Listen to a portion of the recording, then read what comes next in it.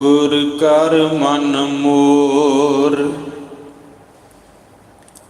गुरु बिना मैं ना। गुर की टेक रहो दिन रात, जाकी कोई न मेटै दात। गुर की टेक रहो दिन रात, जाकी कोई न मेटै दात।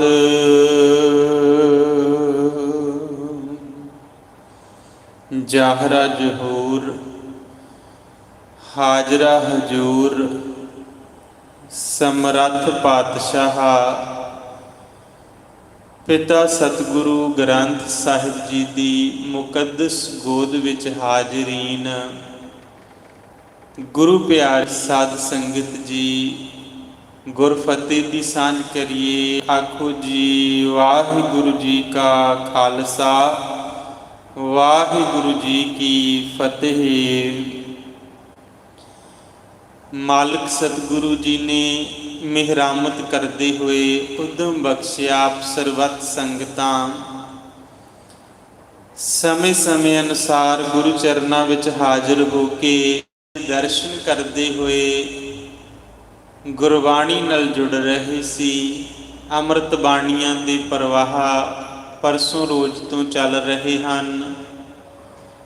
अमृत बाणियां दे अमृत वेले दे नितनेम होए ਅਤੇ आसा जी ਦੀ ਵਾਰ ਦੇ ਕੀਰਤਨ ਗੁਰਮੁਖ ਕੀਰਤਨੀਆਂ ਸਿੱਖਾਂ ਨੇ ਆਪ ਸੰਗਤ ਨੂੰ ਸਰਵਣ ਕਰਾਏ ਹਨ।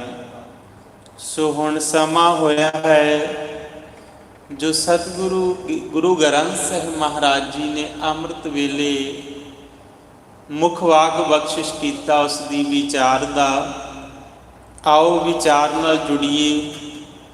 समय ਅਤੇ ਸਵਾਸਾਂ ਨੂੰ ਸਫਲ ਕਰਨ ਦਾ ਉਪਰਾਲਾ ਕਰੀਏ। ਸਾਰੀ ਸੰਗਤ ਪਿਆਰ ਨਾਲ ਆਖੋ ਸਤਨਾਮ ਸ੍ਰੀ ਵਾਹਿਗੁਰੂ ਸਾਹਿਬ ਜੀ। ਕਾਨੜਾ ਮਹੱਲਾ ਪੰਜਵਾ, ਜੀ ਪ੍ਰਾਨ ਮਾਨ ਦਾਤਾ,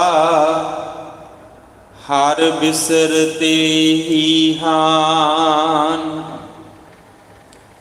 सरताज शहीदां बाणी दे बोहित शांति दे पुंज, पंचम गुरदेव श्री गुरु अर्जन देव महाराज जी कानड़ा राग विच पवित्र अंग नंबर 1303 ते सुशोभित इस मुख वाक की बख्शिश कर रहे हैं। आरंभ वाले बोल रहाओ दा बंद हैं। धन साहिब श्री गुरु अर्जन देव पातशाह जी ने इन्हां रहाओ दे बोलों विच दो फैसले दिते ने। मनुख दे समक्ष दो मार्ग सिरजे हैं। चोण मनुख ने करनी है कि मैं किहड़ा रस्ता अपनाउणा है। पातशाह जी कहते जी प्राण मान दाता, जीवन देन वाला, जियो पिंड साजन वाला दाता, जिहड़ा हर तरह दे नाल मनुख नूं पत बख्शदा है। एक रस्ता तो उहदे नाल जुड़न वाला है, जिस नाल जुड़ के मनुख का जीवन उत्तम हुंदा है। दूसरा रस्ता है हर बिसरते ही हान, उन्होंने भुल जाण दा। उन्होंने भुल जाण नाल कतक कर्म कमावणे, दोष न काहू जोग, परमेश्वर ते भुलिया व्यापन सभे रोग। ये दोनों रस्ते मनुख के सामने हैं। हुण चोण मनुख ने खुद करनी है कि मैं किहड़े रस्ते ते चलना। गुरसिख का यह सुभाव है कि वह हमेशा ये मत मुख रख के चलता है। गुरसिख मीत चलो गुर चाली, जो गुर कहे सोई भल मन हो, हर हर कथा निराली। वो कहते मालिक मैनू दुनिया का कितना भी खूबसूरत रस्ता दिसदा होवे, मैं उस रस्ते ते नहीं तुरांगा। मैं उस रस्ते ते तुरांगा जिस रस्ते ते मेरा मालिक मैनू तोरेगा, क्योंकि मैनू ये पता है जिस मार्ग जिस रस्ते जिस राह ते मेरा गुरु तोरेगा, उस राह ते तुर के एक वक्त मैं गुरु विच अभेद हो जावांगा। एक वक्त इहो जिहा आएगा कि जिउंदियां ही मेरी आत्मा परमात्मा विच समा जाएगी और मैं बड़े मान नाल कह सकांगा, अब तो जाए चढ़े सिंघासन, मिले हैं सारंग पानी, राम कबीरा एक भय है, कोई न सकै पछानी। ते जे मैं अपनी मर्जी का रस्ता चुन लिया तो उस रस्ते ते तुरदियां जिहड़ियां मुश्किलां होणगियां, फिर मैं उन्हां दा दोष किसी नूं नहीं दे सकांगा। दसदा दोष ना देऊ किसै, दोष करमा अपनिया, जो मैं किया सो मैं पाया, दोष न दीजै आवर्जन। फिर मैं किनू दोषी ठहरावांगा, क्योंकि संसार बिरख को दोए फल लाए है ना, दोनों ही फल लगे है, अमृत भी है तो जहर भी है। हुण जहर खानी है या अमृत छकना है, ये फैसला तो साडा है ना, जबरदस्ती कोई नहीं। गुरु पातशाह जी ने सानू सुमत बख्शी हुई है, सोझी बख्शी है, समझदारी दी है, और आपां आप ये नतीजे ते पहुँचना है कि आपां किहड़ा रस्ता चुनना। महाराज कहंदे जी प्राण मान दाता। एक गल चेते रख, मार्ग परमात्मा के नाम का जिहड़ा उहदे ते चलण वाला मनुख एक तरीके दे नाल शुक्रगुजार वाली जिंदगी जिउंदा है, क्योंकि आपां अपनी सिरजना आप नहीं कीती। बाणी कहंदी जियो पाए पिंड जिन साजिया, दिता पहनण खाण। जिस परमात्मा ने जीवन बख्शिया, शरीर साज के विच जिंद टकाई और खाण पीण का प्रबंध करके दिता। जिह प्रसाद छत्ती अमृत खाहे, तिस ठाकुर को रख मन माहे। जिह प्रसाद सुगंधित तन लावह, तिसको बिसरत। उस परमात्मा नूं भुल के किवें तैनूं मुक्ति मिल जावे। जिह प्रसाद बसे सुख मंदिर, तिसे ध्याए सदा मन अंदर। जिह प्रसाद गृह संग सुख बसना, आठ पहर सिमरो तिस रसना। जिह प्रसाद रंग रस भोग, नानक सदा ध्याईऐ ध्यावन जोग। रस्ता तो यही ठीक है ना, जिन्हें देही दिती, देही दियां वरतों वास्ते जो भी जरूरतां सी उन्हां दा प्रबंध करके दिता। उहदी रहमत दे नाल ही आपां अपने जीवन नूं बतीत कर रहे हैं। परमात्मा की रहमत तो बिना तो एक पल भी नहीं गुजर सकता। परमात्मा की रहमत बरकरार रहिंदी, बंदे दे कर्म भावें जिन्ने मर्जी माड़े हो जाण, वो अपना परमात्मा वाला बिरद पालदा ही है। परमात्मा गुरु गोबिंद सिंह जी लिखते, दीनन की प्रत पाल करै, नित संत उबार गनी मन गारै। पश पशु नग नाग नराधप, सर्व समय सबको प्रत पारै। पोखत है जल में थल में पल में, कल के नहीं कर्म विचारै। दीन दयाल दया निध दोखन देखत है, पर देत ना हार। वो दोष तो देखता है साडे, दुनिया साडे बाहरों शरीर नाल कीते अपराध ही वेखदी है, तो कोई अपराध कर लवे तो दुनिया की निगाह विचों डिग पैंदा है। लोग उन्होंने स्वीकार नहीं करते। असी मन करके जिन्ने पाप करते हो दुनिया नहीं वेखदी। जे सचमुच किते दुनिया वेख लवे तो आपां नूं रहण लई कोई थां ही ना मिले। परमात्मा तो वह भी देखता है, साडे अंदर दे पापां नूं भी परमात्मा देखता है, पर फिर भी वेख लो साडी पालना कर रहा है। दोखन देखत है पर देत ना हारे। इहो जिहा दाता है परमात्मा। उस दाते दे सिमरन दे बंदगी दे मार्ग ते चलना ही मनुख की समझदारी है, क्योंकि परमात्मा का ही दिता होया जीवन है।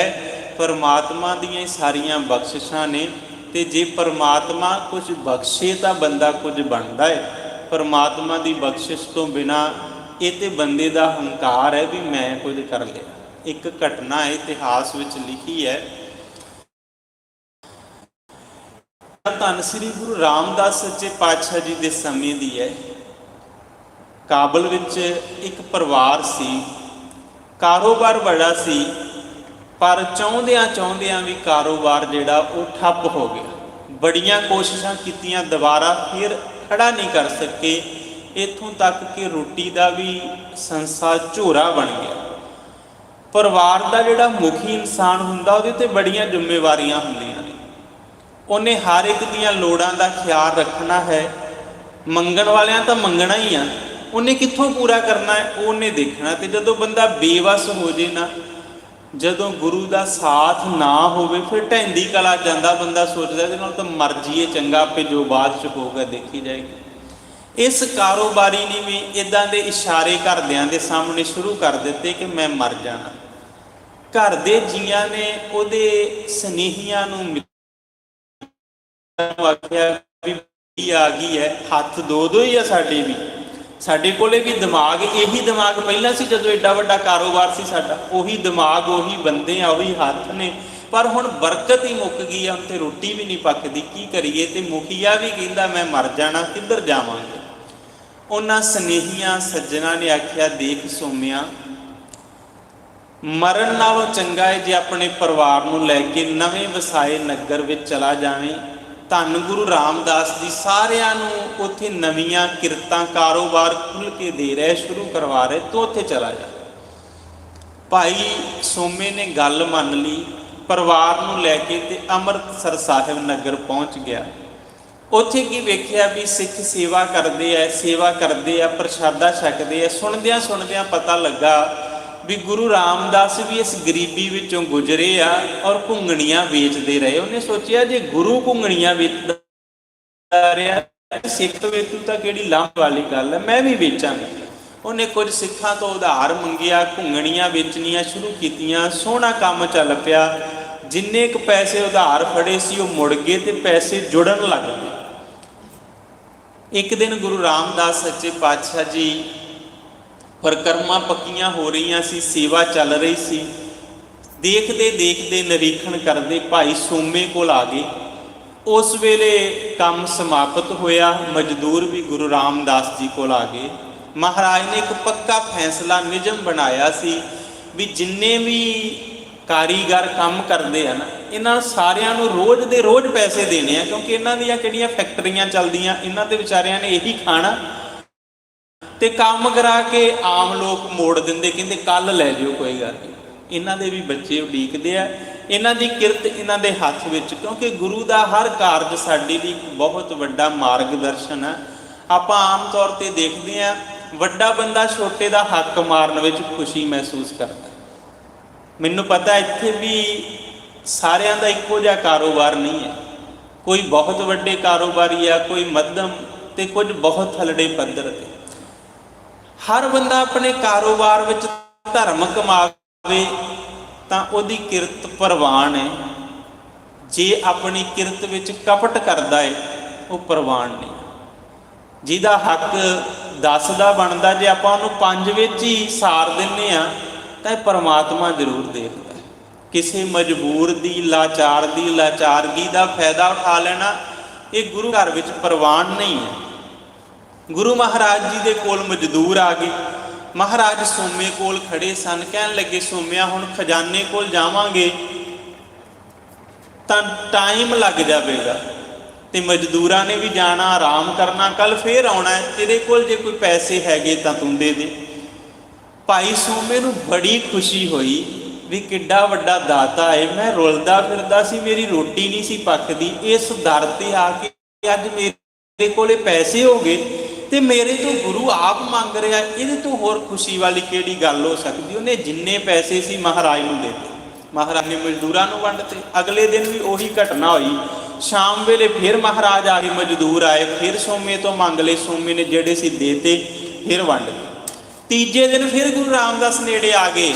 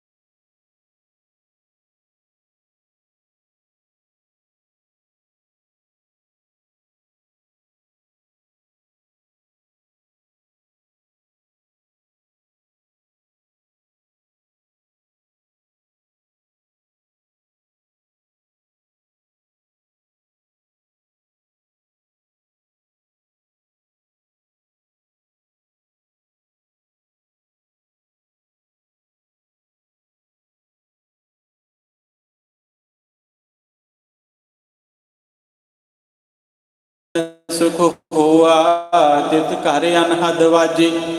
आनंद सुनो वड भागी हो सगल मनोरथ पूरे। पार ब्रह्म प्रभ पाया उतरे सगल विसूरे। दुख रोग संताप उतरे सुनी सची बाणी। संत साजन भय सरसे पूरे गुर ते जानी।